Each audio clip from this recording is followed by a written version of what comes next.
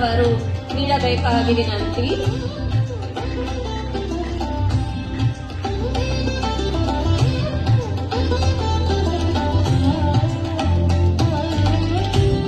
ಕಿರು ಕಾಣಿಕೆಯನ್ನು ಶ್ರೀಮತಿ ಶೀಲಾ ಬೋಚಸ್ ರವರು ನೀಡಬೇಕಾಗಿ ವಿನಂತಿ. ಧನ್ಯವಾದ ಕಾರ್ಡನ್ನು ಶ್ರೀಮತಿ ಹೇಮಲತಾ ಪೆಂಟಕೋಟರವರು ಕೊಡಬೇಕಾಗಿ ವಿನಂತಿ.